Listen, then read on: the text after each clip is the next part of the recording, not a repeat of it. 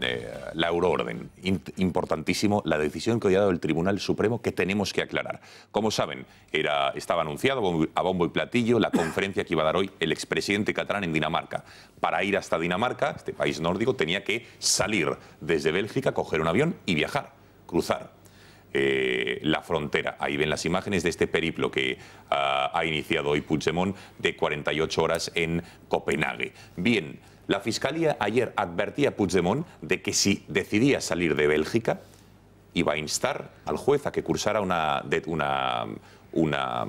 auto para detenerle, una euroorden de búsqueda y captura. Finalmente lo ha hecho esta mañana, pero el juez Llarena, una decisión que a algunos les sorprendía, a otros no tanto, no sé si más con carga política o carga jurídica, ha decidido no emitir esa euroorden. Dice el magistrado que la jactancia del investigado de ir a desplazarse a un concreto lugar no tiene otra finalidad que buscar la detención para subvertir la finalidad de un instrumento procesal que está previsto para garantizar la observancia del ordenamiento jurídico, convirtiéndolo en un mecanismo que le posibilite burlar el orden legal que rige la actividad parlamentaria.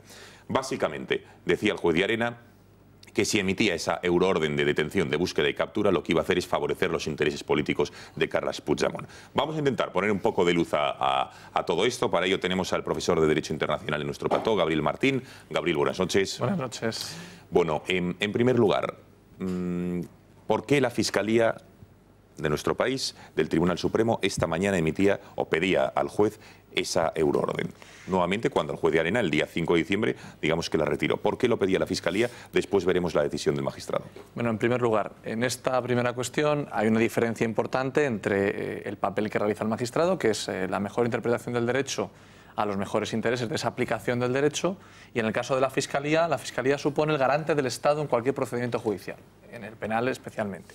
Claro, ¿qué hace la Fiscalía? La Fiscalía realiza una sistematización permanente de los intereses del Estado. Si el Estado ha instado en el procedimiento, generalmente para procurar y defender esa orden de detención europea, ese mecanismo de detención europea, claro, una situación o una posición coherente en la Fiscalía es permanecer o mantener la petición de esa ejecución de la euroorden. Es decir, claro, la Fiscalía en ningún momento ha retirado esa aplicación y esa solicitud de la euroorden. Lo que ha sucedido ha sido que el juez no la ha aplicado.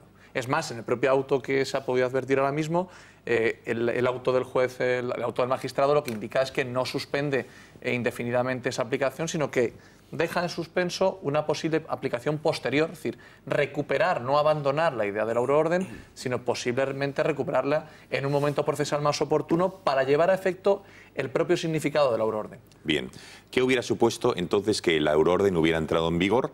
¿Qué hubiera supuesto para Puigdemont? ¿Y por qué el juez Llarena la ha parado?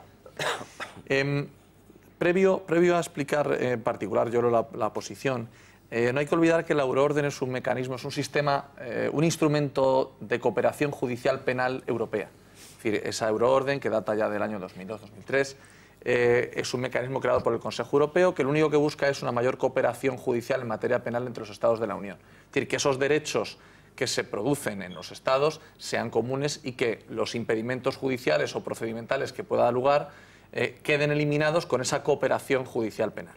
Dicho lo cual, estamos en una situación con Puigdemont en la cual nos encontramos, uno, con un prófugo de la justicia, con un huido de la justicia. Dos, con una persona que tiene abierta un proceso penal, en este caso de investigación, abierto un proceso penal en España.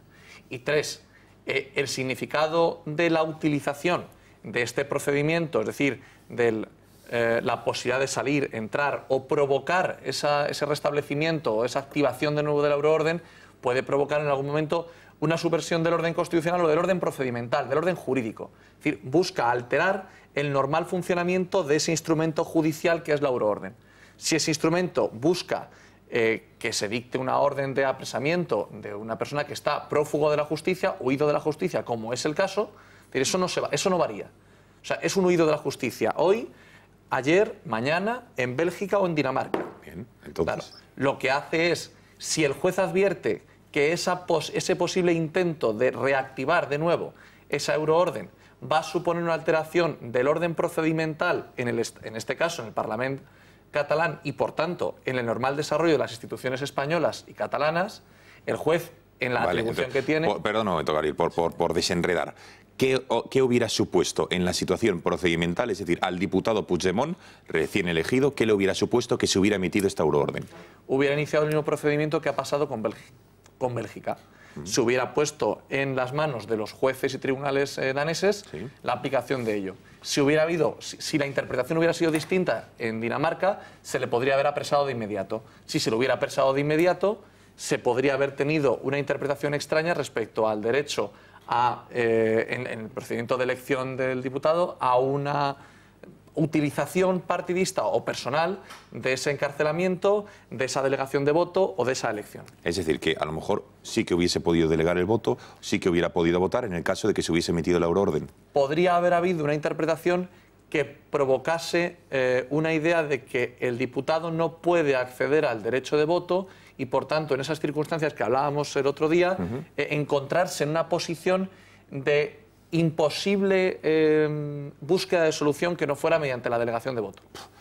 Uf, qué complicado. Vamos a ver, Rocío, vosotros que estáis personados en la causa como acusación popular, también os...